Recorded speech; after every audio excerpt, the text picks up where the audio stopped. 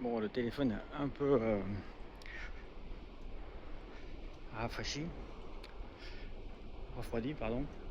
Et on va pouvoir. Donc là, on est dans des petites ruelles qui sont sur les pourtours des allées touristiques et commerçantes de la Chukagai, dans lesquelles on peut voir de l'habitat assez ancien. Donc c'est un petit peu ce qu'était le quartier.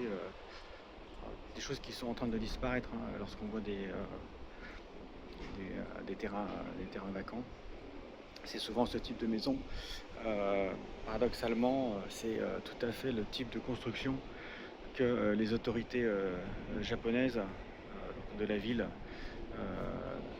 cherchent à faire disparaître parce que elles vont être vulnérables aux incendies. Ici, on est historiquement dans un quartier qui est plutôt populaire en fait, même si on est aujourd'hui dans le centre de Yokohama. Et donc, toutes ces choses comme ça, ce sont des éléments qui sont des dangers en puissance. Une fois, parce que c'est en bois et donc ça risque de brûler, et vous voyez qu'il y a une densité assez importante, et en plus les ruelles sont étroites, donc les pompiers peuvent venir difficilement à l'intérieur. Donc c'est des choses qu'on essaye de reconstruire pour avoir du bâti qui soit moins vulnérable aux incendies, des routes élargies. Donc c'est un petit peu le paradoxe bon, c'est souvent le cas dans les rénovations, réhabilitations d'anciens quartiers. À la fois on essaye de valoriser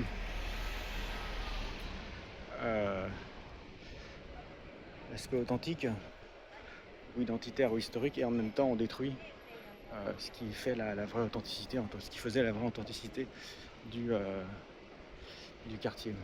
Ici donc on est sur un des temples.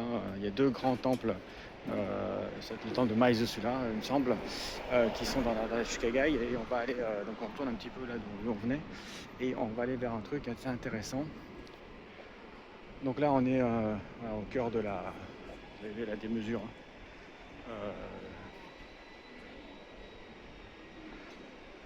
enfin des mesures pour nous, mais en fait c'est ce qu'on va retrouver dans les villes chinoises en fait, et en particulier à Taipei. Donc là on est au cœur d'une des rues commerçantes.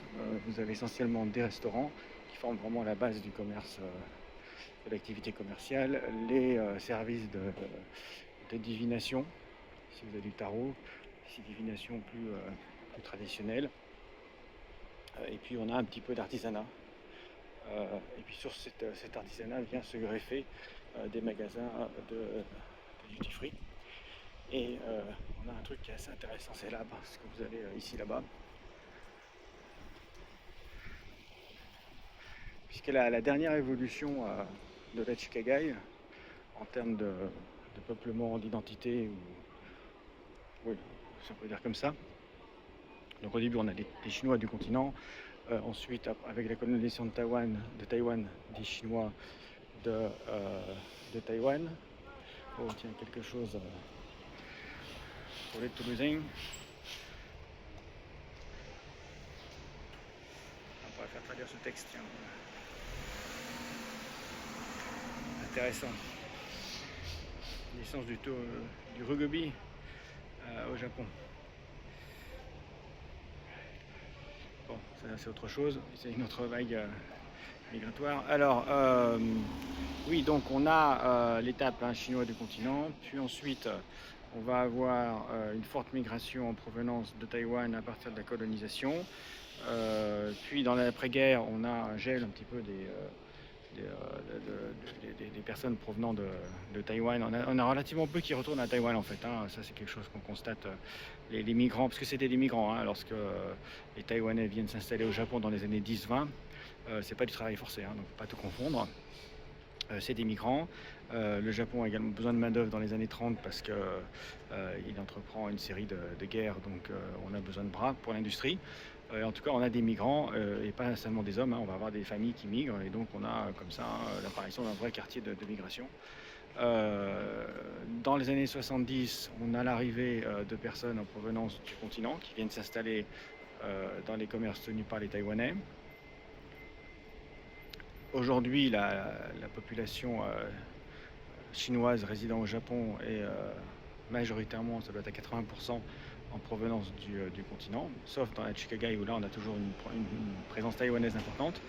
Et puis on a un dernier phénomène et qu'on va retrouver également dans le quartier coréen de Shinokubo, c'est la présence des Vietnamiens qui s'installent dans l'ancien quartier chinois ou dans l'ancien quartier coréen. Alors, c'est toujours le quartier coréen, c'est toujours le quartier chinois, mais en termes de dynamique de peuplement, les derniers venus, hein, les newcomers, je sais pas, on va voir comment on les appelle ceux-là, eh bien ce sont des Vietnamiens. Donc c'est assez intéressant dans le sens où on a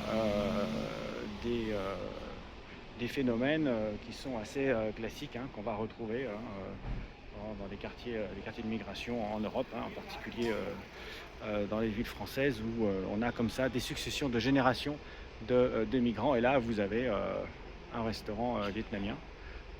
Et on va retrouver ça dans la plupart des quartiers de ce type-là au Japon. Hein, donc on a comme ça. Alors, donc, on va rester sur l'Asie. Hein. Des migrations en provenance d'Asie, quand on va prendre les populations en provenance du sous-continent indien, elles ne vont pas forcément venir s'installer dans la Chicagai. Voilà, donc on a comme ça des éléments de constance migratoire. Et là, vous avez des travailleurs hein, qui passent et qui parlent vietnamien, et certainement un vieil habitant qui, lui, doit parler plutôt taïwanais. Voilà, on a des constances comme ça en termes de migration qui sont assez intéressantes. La présence de Vietnamiens est aussi intéressante dans le sens où c'est aussi une diversification de ce qu'est la Chicagai. Alors là, sous les coups du tourisme, hein, puisqu'on en vient à avoir des magasins qui proposent un petit peu tout ce qui est asiatique mais pas japonais. Hein, voilà. Qui vont proposer ça dans le cadre du développement touristique. Hein. Là, on a ça parle vietnamien, chinois et japonais. C'est assez intéressant.